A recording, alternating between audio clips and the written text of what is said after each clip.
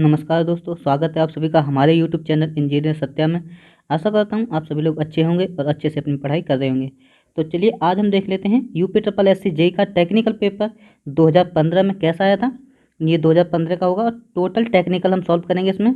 और ये हम क्वेश्चन 50 इस लेक्चर में कवर अप करेंगे। जो दूसरा लेंगे उसमें हम 50 क्वेश्चन और सॉल्व करेंगे विद डिस्क्रिप्शन से। जो भी हमारे क्वेश्चन आए वो तो हम बताएंगे ही, साथ ही उससे रिलेटेड भी मैं काफ़ी नॉलेज देने वाला हूँ इस लेक्चर में। तो आपसे रिक्वेस्ट रहेगी कि प्लीज़ आप मेरा पूरा लेक्चर ज़रूर देखिएगा। तो इसको हम as a one liner solve करेंगे। हालांकि ये टोटल पेपर है, हमने इसको टाइप करके रखा है, इसको हमने टाइप किया है कंप्यूटर में और वन लाइनर बनाया है। 4 ऑप्शन दिए थे, जैसे आते हैं वैसे आप पेपर आया था, लेकिन हमने इसको कुछ शॉर्ट किया है और इसको वन लाइनर में बनाया है। तो प्लीज़ इसको पूरा वीडियो जरूर देखिएगा। तो चलिए शुरू करते हैं क्वेश्चन नंबर 1 से। Weight of 1 bag of cement. तो जो एक बैग का जो वेट है वो कितना होता है, तो वो होता है हमारा 50 kg। अब इस क्वेश्चन में क्या कह रहा है कि बैग का वेट पूछ लिया है। अगर यही आपसे कह दें कि जो एक बैग का जो वॉल्यूम होता है वो कितना होता है, तो 1 बैग का वॉल्यूम जो है वो होता है 1.23 क्यूबिक फीट।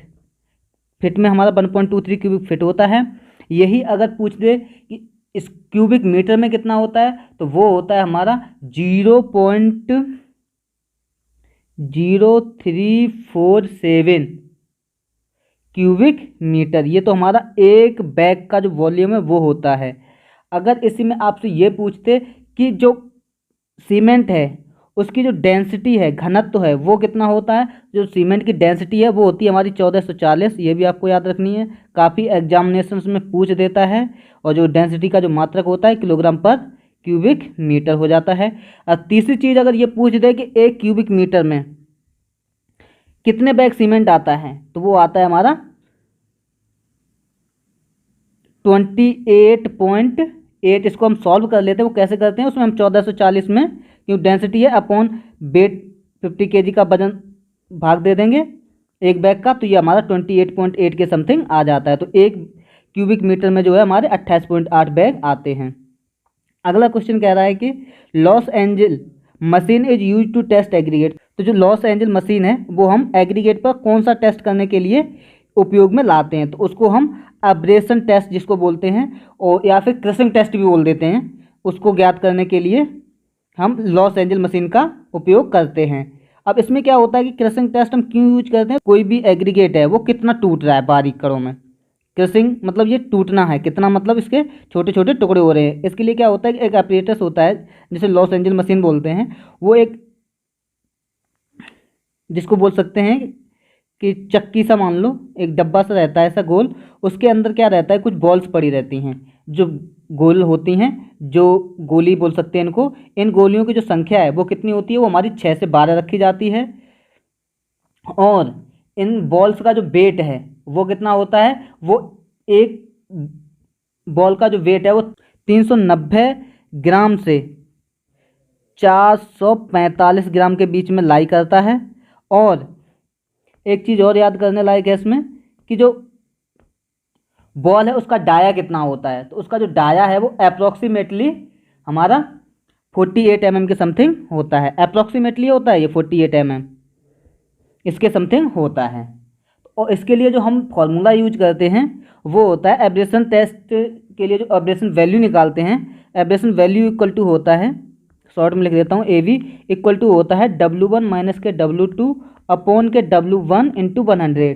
जो W1 है वो हमारा पहले वेट होता है एब्रेशन करने, मतलब इसको मशीन में ले जाने से पहले। कोई भी एग्रीगेट हमने जितने भी केजी के लिए 2 kg 5 kg जो भी है, टेस्ट मतलब मशीन में डालने से पहले। और उसके बाद इसको जब मशीन में हम इसका टेस्ट कर लेते हैं, उसके बाद हम सीप से पारित करते हैं। और सीप से जब 1.75 mm सीप पर जो वेट बचता है उसको बोला जाता है W2।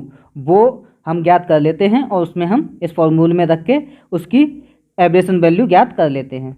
अगला क्वेश्चन क्या कह रहा है कि वो कह रहा है the insoluble residue in cement should be, तो वो हमारी लेस देन 1.5%, यानी कि 1.5% से कम होनी चाहिए। अगला क्वेश्चन कह रहा है कि for the checking the length of brick as per Indian standard so many bricks are to be taken. तो जो हम लेंथ चेक करते हैं ब्रिक्स के लिए, तो उसके लिए जो हमारी रिक्वायर्ड ब्रिक होती हैं वो कितनी होती हैं, तो वो होती हैं हमारी 20 नोज। जो लेंथ चेक करें तो उसके लिए 20 नोज चाहिए होती हैं। अगर हम ब्रिक चेक करें उसके लिए भी हमको 20 ही चाहिए होती हैं। अगर हम थिकनेस चेक करें ईंट की तो उसके लिए भी हमको 20 नोज ब्रिक चाहिए होती हैं, पर मतलब ईच के लिए 20 नोज हम कह सकते हैं। तो जब हम लेंथ चेक करते हैं तो उनको अगर हम लेंथ मेजर करें 20 ब्रिक्स की, तो वो हमारी टोटल लेंथ जो है वो 380 प्लस माइनस के 20 सेंटीमीटर आनी चाहिए फॉर मॉड्यूलर ब्रिक के लिए। ये हमारा मॉड्यूलर ब्रिक के लिए होता है। और यही चीज़ अगर उसकी ब्रेथ या मोटाई, जिसको थिकनेस बोल सकते हैं, थिकनेस चेक करें तो उसके लिए 180 प्लस माइनस 20 सेंटीमीटर आनी चाहिए, या तो 180 से 20 ज़्यादा हो या कम हो, ये इसकी लेंथ चेक रहती है। अगला क्वेश्चन क्या कह रहा है, analysis of rates, contractor profit is taken at the rate of. तो जो हम रेट ऑफ एनालिसिस करते हैं किसी भी चीज़ का, तो उसके लिए जो कॉन्ट्रैक्टर का प्रॉफिट रखा जाता है वो कितने परसेंट रखा जाता है, तो वो हम नॉर्मली 10% रखते हैं। लेकिन कभी कभी क्या होता है कि जो बड़े वर्क होते हैं जिनकी कॉस्ट ज़्यादा होती है, तो बड़े कार्यों के लिए हम क्या करते हैं, कॉन्ट्रैक्टर प्रॉफिट कम कर देते हैं। तो वो कम कितना कम कर देते हैं, लगभग 8% तक ले जाते हैं, इसको मिनिमम 8% तक रख सकते हैं। अगर वर्क छोटा है तो उसके लिए हम 15% भी रख सकते हैं, एज पर एस्टिमेट, मतलब रख सकते हैं इतना 15% तक हम उसको दे सकते हैं। लेकिन नॉर्मली जो है हमको कॉन्ट्रैक्टर प्रॉफिट 10% देना रहता है। अगला क्वेश्चन क्या कह रहा है, थिकनेस ऑफ प्लास्टिक यूजली, तो जो हम नॉर्मली है वो थिकनेस ऑफ प्लास्टिक जो थिकनेस है वो हम 12 mm यूज करते हैं। नॉर्मली हम 12 mm यूज करते हैं, लेकिन हम इसको 20 mm या 25 mm तक इसको हम ले जाते हैं, 25 mm भी यूज की जाती है। तो अगला क्वेश्चन क्या कह रहा है, वो कह रहा है no deduction is made while plaster measured in case of small opening up to.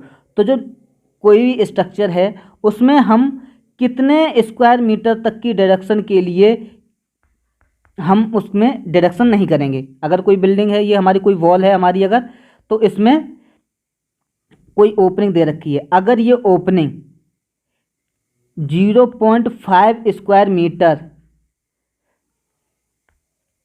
से कम है तो हम नो डिडक्शन करेंगे, किसी भी फेस पर हम इसको डिडक्शन नहीं देंगे। कोई ये वॉल है मान ली 230 mm की, अगर बीच में कोई भी ओपनिंग है, ये विंडो डोर वेंटिलेशन कुछ भी हो सकता है, तो हम डिडक्शन नहीं करेंगे। अगर इसका 0.5 स्क्वायर मीटर है तो ना तो हम एक स्पेस से ना स्पेस से, किसी फेस से हम इसका डिडक्शन नहीं करेंगे। अगर यही हमारा 0.5 से 3 स्क्वायर मीटर तक पहुंच जाता है, स्क्वायर मीटर तक पहुंच जाता है, तो क्या करेंगे, हम एक साइड से डिडक्शन कर देंगे, जब दूसरी साइड से हम डिडक्शन नहीं करेंगे। और अगर अगला पॉइंट क्या कहता है कि 3 स्क्वायर मीटर से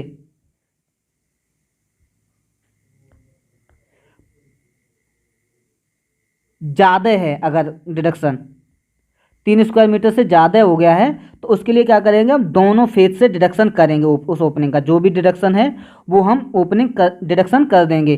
लेकिन जो इसकी स्कार्फ एंड जैम्स और सेल जो रहती है उसको हम अलग से मेजरमेंट कर लेंगे, जो भी इसकी जैम्प रहेंगी उनको हम अलग से मापेंगे। अगला क्वेश्चन कह रहा है principle of surveying followed to prevent accumulation of errors as. तो जो हमारी सर्वे होती है उसके प्रिंसिपल होते हैं, उसके 2 प्रिंसिपल हैं। तो जो पहला प्रिंसिपल क्या कहता है, वो कहता है to work whole to part, तो जो है हमारा कार्य है वो अंश से पूर्ण की ओर ले जाया जाएगा। और जो दूसरा पॉइंट क्या कहता है, उसमें कहता है कि किसी भी सर्वे को डन करने के लिए हमको मिनिमम 2 बिंदुओं की आवश्यकता होती है। ये हमारा दूसरा पॉइंट है।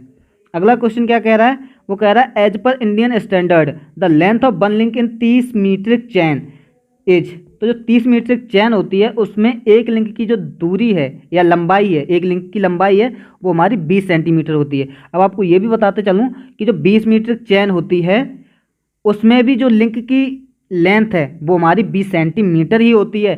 फर्क सिर्फ इतना है कि जो नोज ऑफ लिंक होती है, नंबर ऑफ लिंक, जो लिंक की संख्या है वो 30 मीटर में हमारी 150 होती है, और जबकि 20 मीट्रिक में 100 लिंक्स होती हैं।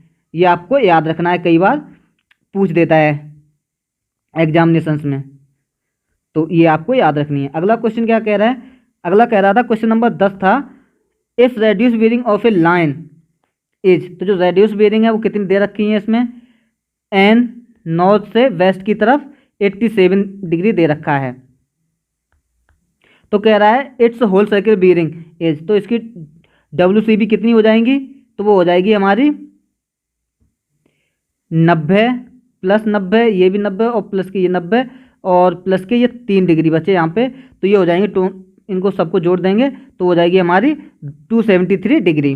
अगला क्वेश्चन क्या कह रहा है, वो कह रहा है in a plane table survey the plotting of inaccessible point can be conveniently done by, तो जो अगर हमारी कोई बिंदु हैं, अगर ये ए बिंदु है और ये बी बिंदु है, अगर ये एक दूसरे से दृश्य तो हैं, दिख तो रहे हैं, लेकिन इन पे पहुंचना कठिन है, बीच में कोई नदी नहर नाला या कैनाल कुछ भी आ गई है, तो बिंदु तो दिख रहे हैं, हम यहाँ से यहाँ तक इनको देख तो सकते हैं, लेकिन इन सब पहुँच नहीं सकते। अगर इन पर पहुँच नहीं सकते तो इसके लिए हम कौन सा मेथड अपनाते हैं, तो उसके लिए हम अपनाते हैं मेथड ऑफ इंटरसेक्शन विधि। तो इसका method of intersection right answer हो जाएगा। अगला क्वेश्चन देख लेते हैं,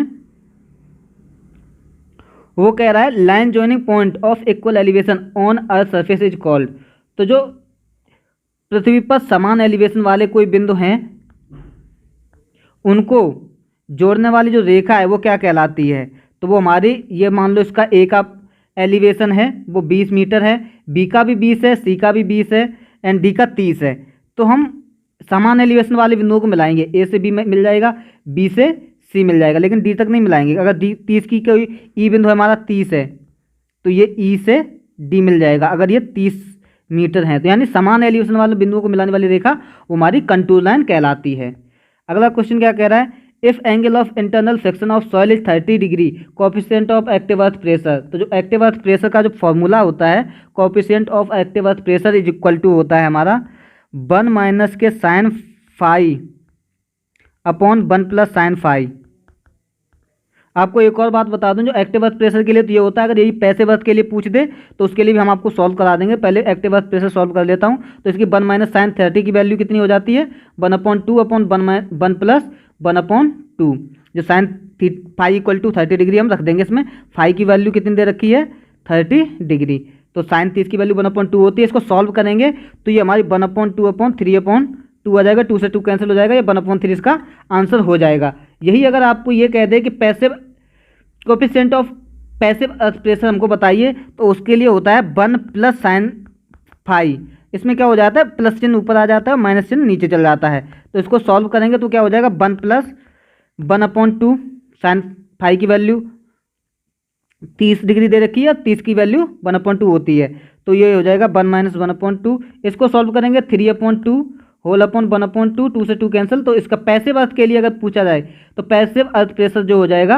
वो हो जाएगा हमारा 3, तो इसका फॉर्मूला आपको याद रखना है। अगला क्वेश्चन क्या कह रहा है, वो कह रहा है the angle of internal friction phi for cohesive soil is equal to, तो जो कोएसिव सॉइल है उसके लिए जो फाई की वैल्यू है वो 0 डिग्री रखी जाती है, याद रखना है आपको।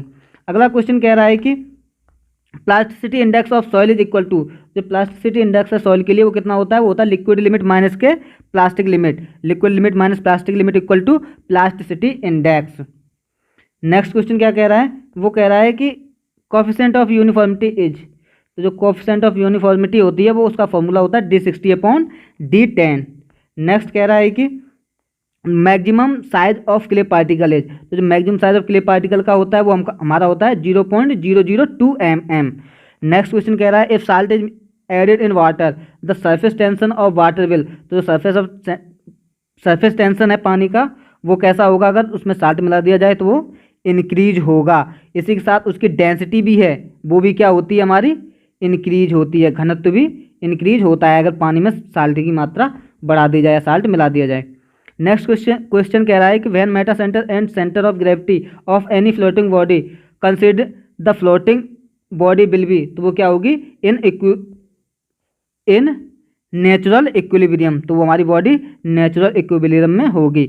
नेक्स्ट कह रहा है flow in A pipe is laminar the Reynolds number is, तो जो पाइप में कोई फ्लो हो रहा है वो लैमिनार कब होगा, वो तब होगा जब उसकी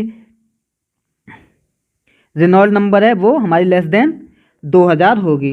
अगला क्वेश्चन कह रहा है कि when various fluid particle move in zigzag path followed is called, तो वो हमारा टर्बुलेंट फ्लो कहलाता है। और टर्बुलेंट फ्लो के लिए रेनॉल्ड्स नंबर कितना होता है, वो होता है हमारा मोर देन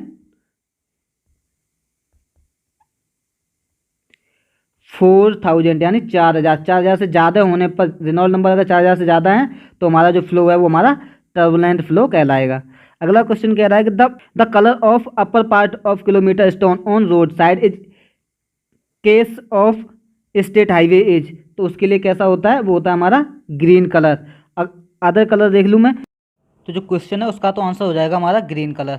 लेकिन कई बार अदर रोडवेज के हाईवेज के कलर पूछ लेता है, तो उसके लिए हमको क्या करना है, हमको जो हमारा नेशनल हाईवे होता है उसका जो अपर कलर है वो हमारा कैसा होता है, येलो होता है, एंड नीचे का वाइट होता है। येलो एंड वाइट जो कलर होता है वो हमारा नेशनल हाईवे का होता है।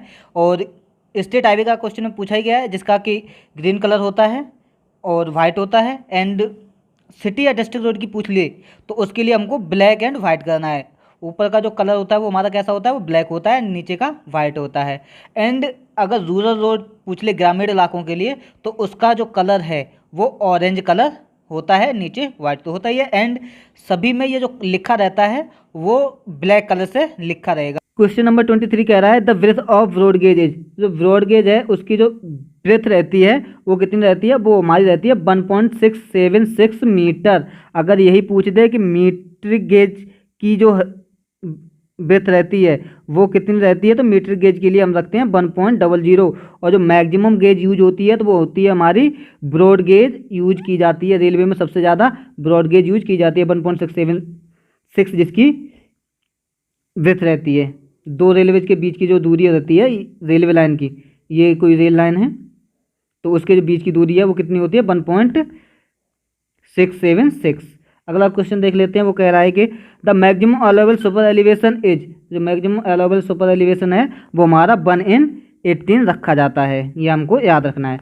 अगला क्वेश्चन देख लेते हैं, वो कह रहा है manhole is generally provided at each, तो जो मैन होल है वो हम कहाँ पर प्रोवाइड करते हैं, वो हम बैंड पर प्रोवाइड करते हैं। कोई भी सीवरेज लाइन जा रही है उसमें अगर कहीं बैंड आ गया है, कहीं पे एंगल लग रहा है कि 90 डिग्री बैंड खा रहा है, वहाँ पर हम मैन होल प्रोवाइड करते हैं। दूसरा जंक्शन पर कहीं पर 2 या 3 नालियाँ आकर मिल रही हैं तो वहाँ पर हम मैन होल प्रोवाइड करते हैं। एंड थर्ड है चेंज ऑफ ग्रेडियंट, अगर हमारा ग्रेडियंट है जिसकी ढाल है वो अगर चेंज हो रही है, जहाँ पर ये यहाँ से कोई एक रेशियो में ढाल जा रही थी, यहाँ 1:30 है और यहाँ पे 1:40 हो गई, 20 हो गई, कोई भी चेंज हुआ तो उसके लिए हम यहाँ पर मैन होल प्रोवाइड करते हैं। अगला क्वेश्चन क्या कह रहा है, वो कह रहा है the solid content of sewerage is usually, तो जो सीवरेज फ्लो होता है उसमें हम सीवरेज जो सॉलिड कंटेंट है वो कितना होता है, वो हमारा 1% होता है और 99% है वो हमारा वाटर रहता है। अगला क्वेश्चन कह रहा है the value of ruling gradient in plain as per Indian Road Congress, तो as per Indian Road Congress के अकॉर्डिंग तो जो रूलिंग ग्रेडियंट है वो हम सड़कों में कितना देते हैं, तो वो देते हैं 1/30।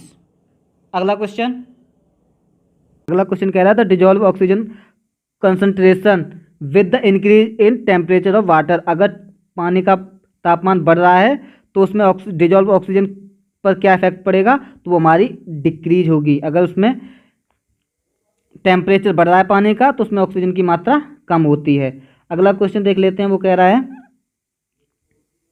As per Indian standard IS 10500/2012 of drinking water specification concentration of iron in drinking water should not be exceed, तो जो ड्रिंकिंग वाटर में हमारी आयरन की मात्रा है वो कितने से ज़्यादा नहीं होनी चाहिए, वो नहीं होनी चाहिए हमारी 0.3 मिलीग्राम पर लीटर से ज़्यादा नहीं होनी चाहिए। अगला क्वेश्चन कह रहा है as per national amendment air quality standard maximum permissible concentration of NO2 in ambient air in residential area, तो रेजिडेंशियल एरिया में NO2 की मात्रा कितनी होनी चाहिए, वो होनी चाहिए 80 माइक्रोग्राम पर क्यूबिक मीटर, इससे ज़्यादा नहीं होनी चाहिए, मैक्सिमम क्वांटिटी दे रखी है ये। अगला क्वेश्चन कह रहा है the breadth of a rib in a T beam should not at least be equal to the 1/3 of depth of rib, तो जो हम ब्रेथ लेते हैं टी बीम की वो कितनी होनी चाहिए, वो हमारी रिव्स के 1/3, कम से कम 1/3 होनी चाहिए। जो रिव है जो टी बीम रहती है कुछ ऐसी रहती है, ये तो रहती है हमारी ब्रेथ, बी शॉर्ट में लिख देता हूँ, और ये रहती है रेव। तो जो हमारी ब्रेथ है तो ये रेव का कितना होनी चाहिए, ये 1/3 होनी चाहिए इसकी डेप्थ। अगला क्वेश्चन क्या कह रहा है, वो कह रहा है tensile strength of concrete express as per ratio of compressive strength. तो जो कंक्रीट की टेंशन स्ट्रेंथ वो कंप्रेसिव स्ट्रेंथ का कितना होती है, वो होती है 1/3। जो कंक्रीट होती है हमारी उसकी टेंसाइल स्ट्रेंथ बहुत कम होती है, और जबकि इसकी कंक्रीट की जो कंप्रेसिव स्ट्रेंथ है वो बहुत ज़्यादा होती है। इसीलिए हम कोई भी कंक्रीट स्ट्रक्चर बनाते हैं तो टेंशन में मजबूत करने के लिए या टेंसाइल स्ट्रेंथ प्रोवाइड करने के लिए उसमें स्टील प्रोवाइड करते हैं, सरिया प्रोवाइड करते हैं। अगला क्वेश्चन क्या कह रहा है वो देख लेते हैं। अगला क्वेश्चन कह रहा है in A pre stressed concrete structure. तो प्री स्ट्रेस्ड कंक्रीट स्ट्रक्चर के हमारे क्या फायदे हैं, क्या प्रॉफिट है, तो उसका ये प्रॉफिट होता है। नंबर फर्स्ट है dead load of structure is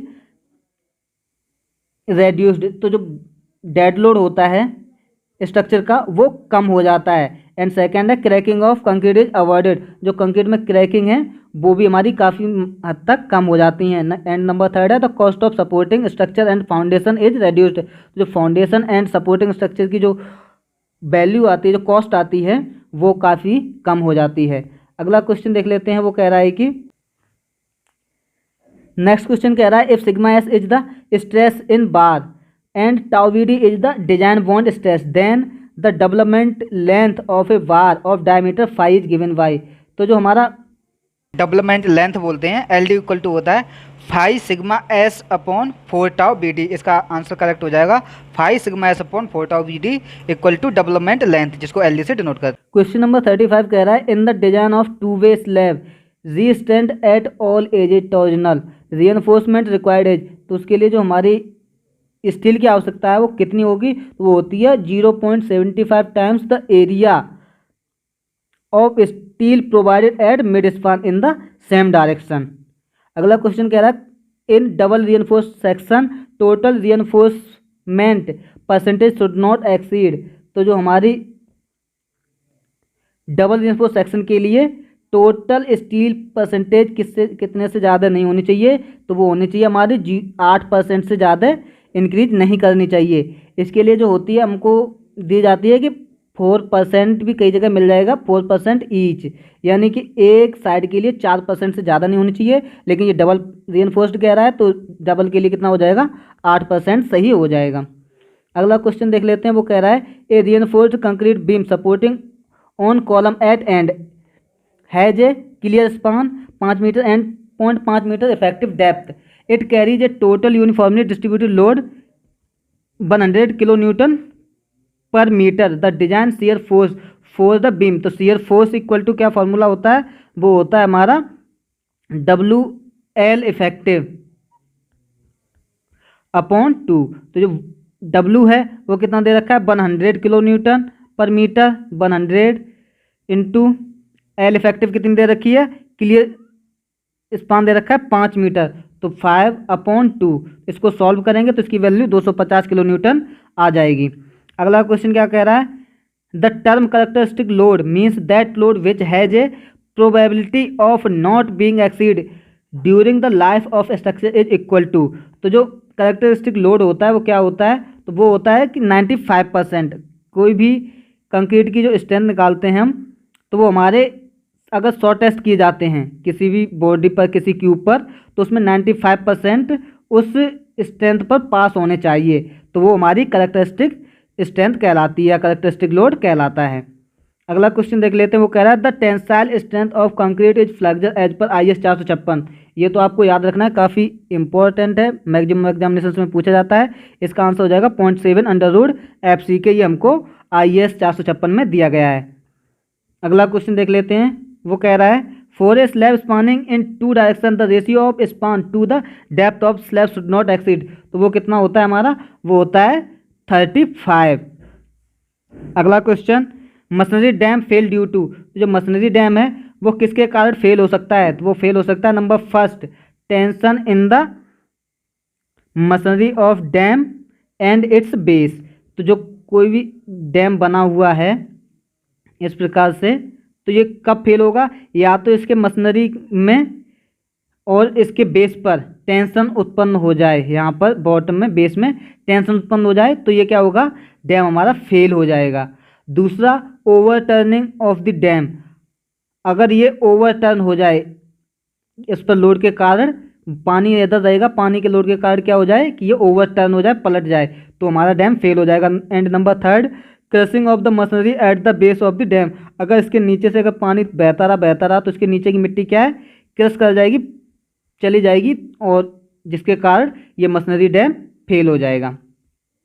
इनमें से कोई एक कारण हो सकता है जिसके कारण हमारा डैम फेल हो सकता है। अगला क्वेश्चन कह रहा है tension bar in a cantilever beam must be enclosed in the support up to, तो वो होती है हमारी लेंथ LD प्लस 10D के बराबर, जो D है वो इफेक्टिव डेप्थ रहती है बीम की, एंड LD रहती है वो डेवलपमेंट लेंथ रहती है। कोई भी स्ट्रक्चर है, इस पर कैंटिलीवर आ रही है इधर, अगर ये कैंटिलीवर बीम प्रोवाइड की गई है तो जो इसकी LD रहती है वो सपोर्टिंग एंड से यहाँ से इसके अंदर तक जो भी रहती है वो LD आती है, और प्लस के 10 टाइम ऑफ डाया, और इधर से इसके अंदर तक, ये अगर इधर स्ट्रक्चर है, इधर ये कैंटिलीवर है, तो इसके ये प्लस होनी चाहिए 10D, इतनी हमको इसके अंदर एनक्लोज करनी चाहिए, जिससे कि ये जो स्टील है, सरिया है, वो हमारा या ये स्ट्रक्चर है वो फेल ना हो। अगला क्वेश्चन देख लेते हैं, वो क्या कह रहा है, वो कह रहा है कि for field rivet the maximum permissible stress in rivet and bolt as given code are reduced by, तो जो हम फील्ड रिवेट लेते हैं उनके लिए जो परमिसिबल स्ट्रेस है वो हम कितने % तक कम करते हैं, वो करते हैं हम 10% तक। लेकिन अगर ये फील्ड रिवेट है उसके लिए हम 10% करते हैं, अगर मशीन रिवेट है तो उसके लिए हम कोई भी डिक्रीज नहीं करते, उसमें कोई भी कटौती नहीं करते हैं। अगला क्वेश्चन देख लेते हैं, rivet are generally specified by, तो वो जो रिवेट है उनको हम नॉर्मली किससे स्पेसिफाई करते हैं, वो करते हैं शंक के डायमीटर द्वारा, शंक का कितना mm डाया है उसी के हिसाब से हम रिवेट को नाम देते हैं। अगला क्वेश्चन कह रहा था स्पेसिफिक ग्रेविटी ऑफ बिटुमन, तो जो बिटुमन की स्पेसिफिक ग्रेविटी है वो कितनी होती है, वो होती है हमारी 1.09, ये आपको याद रखनी है, स्पेसिफिक ग्रेविटी ऑफ बिटुमन। अगला क्वेश्चन देख लेते हैं, क्वेश्चन नंबर 45 कह रहा है separation of water and cement from a freshly mixed concrete as, तो जो पानी है वो अगर कंक्रीट से अलग हो रहा है, कोई भी हमने कंक्रीट मिक्स की मिक्सर में या किसी अन्य तरीके से या हैंड मिक्सिंग द्वारा, तो अगर उसमें से जो पानी अलग हो रहा है कंक्रीट से, उसको कहते हैं हम ब्लीडिंग, उसको ब्लीडिंग कहते हैं। एक और चीज़ होती है जिसको बोलते हैं सेग्रेशन, तो सेग्रेशन क्या होता है कि जब कंक्रीट और मसाला अलग हो जाता है, जो कोस एग्रीगेट होता है, जिसको कोस एग्रीगेट बोलते हैं, अगर वो हमारा मसाले से अलग हो जा रहा है तो उसको बोलते हैं सेग्रेशन। एंड थर्ड होता है फ्लोटिंग, जो फ्लोटिंग होता है वो आपने देखा होगा, अगर कंक्रीट स्ट्रक्चर है, कोई भी छत कास्ट हो रही है, कोई अदर जगह हो रही है, तो फ्लोटिंग के कारण इस पर क्या है, सफ़ेद सफ़ेद वो दिखने लगते हैं। इस पर अगर ज़्यादा करनी चला दी जाए, या जिसको एक होती है 1-2-3 मीटर की आती है, लगभग 2 मीटर समथिंग, एक फंटी सी रहती है जिसको फंटी बोलते हैं देहाती भाषा में, एल्युमिनियम की बनी रहती है, उसकी इसके ऊपर चलाते हैं, तो इसके कारण क्या है, उसमें सफ़ेद सफ़ेद पानी सा उभर आता है, और पानी से सफ़ेद सफ़ेद सीमेंट के वो दिखने लगते हैं, तो जिसको हम फ्लोटिंग बोलते हैं। ये 2-3 पॉइंट रहते हैं, याद रखने आपको। अगला क्वेश्चन, क्वेश्चन नंबर 47 कह रहा है plaster of Paris is obtained by calcining, तो जो प्लास्टर ऑफ पेरिस है वो हम किससे निकालते हैं, वो हम जिप्सम से प्लास्टर ऑफ पेरिस निकालते हैं। क्वेश्चन नंबर 48 कह रहा है the plinth area rate for construction of first and third floor of the building as per UPPWD as followed relationship, तो उसके द्वारा हम इक्वली लेते हैं, जो भी फर्स्ट फ्लोर की जो कॉस्ट आएगी उतनी हमारी थर्ड फ्लोर की कॉस्ट आएगी, first floor equal to third floor हम लेते हैं। अगला क्वेश्चन क्या कह रहा है, वो कह रहा है नेक्स्ट क्वेश्चन कह रहा है the order of booking dimension in standard measurement book is, तो जो MB होती है उसमें डायमेंशंस को नोट करने के लिए उनका क्रम क्या रहता है, तो वो रहता है LBH। इसका हम परफॉर्मा आपको बता दूं, इसका परफॉर्मा जो रहता है MB का, वो कुछ इस प्रकार से रहता है। सबसे पहले तो लिखा रहेगा आपको description of item, item description पहले ऑप्शन में रहेगा,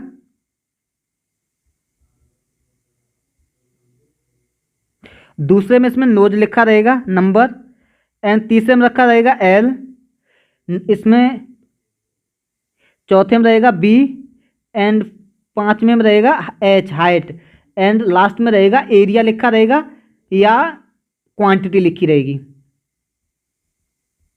जिसमें हम नोट करते हैं। ये एस्टिमेटिंग का भी क्वेश्चन है, एस्टिमेटिंग में ये मिल जाएगा आपका परफॉर्मा, कुछ ऐसा परफॉर्मा रहता है। इसमें हम नोट करते हैं जो भी हमारी कोई भी किसी भी चीज़ का मेजरमेंट है वो नोट करते हैं। क्वेश्चन नंबर 50 कह रहा है, for calculating the total quantity of paint on both side of flush doors outer dimensions of door is multiplied by. तो जो आउटर डायमेंशन है फ्लश डोर के लिए वो कितने से करते हैं, वो करते हैं 1.20 for each side. 1.2 for each side होती है, लेकिन अगर दो साइड हैं तो इसकी कितनी हो जाएगी 2.4। इसमें थोड़ी रॉन्ग हो गया है, इसका आंसर 2.40 हो जाएगा। यानी कि एक साइड के लिए 1.2 होता है, तो दोनों साइड के लिए बहुत साइड पूछा है तो उसके लिए 2.40 आंसर हो जाएगा। तो इससे आगे क्वेश्चन हम अगले नेक्स्ट लेक्चर में देखेंगे। आशा करता हूँ आपको प्रोवाइड किए गए क्वेश्चन पसंद आए होंगे। अगर पसंद आए हो तो प्लीज़ हमारे वीडियो को लाइक कर दीजिएगा, चैनल को सब्सक्राइब कीजिएगा और दोस्तों के साथ शेयर ज़रूर कीजिएगा। और इस वीडियो की PDF लिंक पाने के लिए आप हमारी इस वेबसाइट पर विजिट कर सकते हैं और कई अन्य PDF भी पा सकते हैं। SSC, UPSSC and other related SSC civil से रिलेटेड काफ़ी PDF आप हमारी इस वेबसाइट से प्राप्त कर सकते हैं। तो थैंक यू, धन्यवाद।